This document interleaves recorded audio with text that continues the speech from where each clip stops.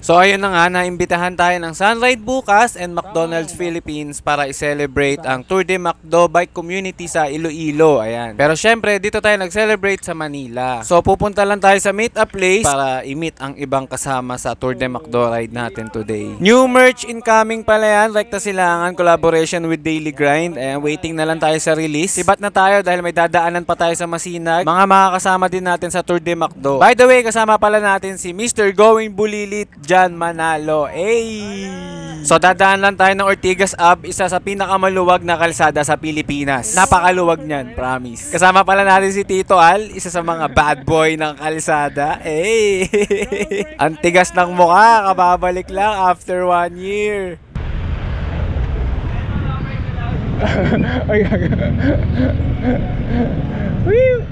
Pagdating namin ng Marcos Highway, medyo dumidilim na ulit. May araw pero poker face lang yan. Dumidilim talaga, mukhang nagbabadya na naman umulan. So umulan na nga pag-meet namin dun sa iba sa Masinag. So rerekta ahon na kami ng sumulong habang umuulan. Ayaw na naming intayin tumila dahil baka matagalan pa kami, baka gabihin pa kami.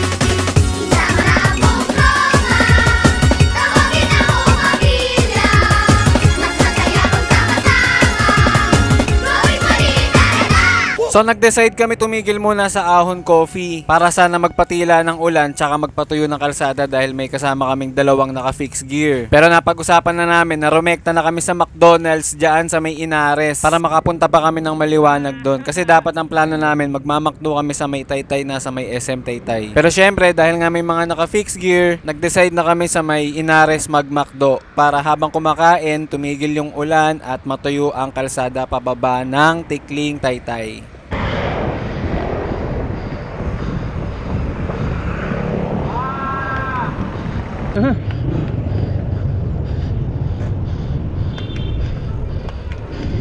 Solid talaga itong McDonald's. Biruin mo, siyam lang kaming natuloy sa ride. Siyam lang kami ha. Tapos yung GC na binigay sa amin ay worth 2.5. So 2.5 yung o-order namin. Lahat-lahat na yun. Wala nang sukli. Pero ito yung mas pinaka na-appreciate namin sa McDonald's. Yung bike parking tsaka extra lamesa sa labas. Kasi nga hindi naman kami pwede magstay sa loob dahil napakalamig. Tapos basa kami ng pawis, basa din ng ulan. Kaya mas napili namin dito sa Inares dahil meron silang ganitong extra space sa labas para sa mga siklista. Maraming salamat po, McDonald's. Solo? Recording ba to? Ewan ko kay Bert kung recording yan. Oo, may ilaw eh, may ilaw. Sige, Mel, lagay mo na ano, 10. Wala bang toy? Bili tayong toy. Sige, Happy Meal. Happy Meal yan. O, anong gusto nyo Happy Meal? McNugget. Anong gusto nyo dyan? Ito, para mukhang disente. Yan. Mukhang mayaman. Oh, kasya pa dalawang Happy Meal. Oh, dalawa pa. Coke. Ano pagbibigyan mo? Wala bang babae dyan?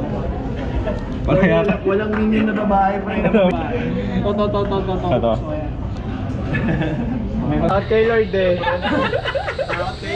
So after 20 to 30 minutes, dumating na yung mga pagkain namin. Medyo madami kasi kaya medyo matagal. Tsaka ang dami ding umu-order sa loob. So hindi na namin pinatagal. Kumain na agad kami kasi medyo gutom na din kami. Again, maraming salamat po sa McDonald's, McDonald's Philippines at Sunride bukas sa invitation na ito. Sobrang na-appreciate po namin yung mga ganitong bagay. And also sa Iloilo City, congratulations po sa inyo. Ride safe po sa inyong lahat dyan. Maraming salamat po.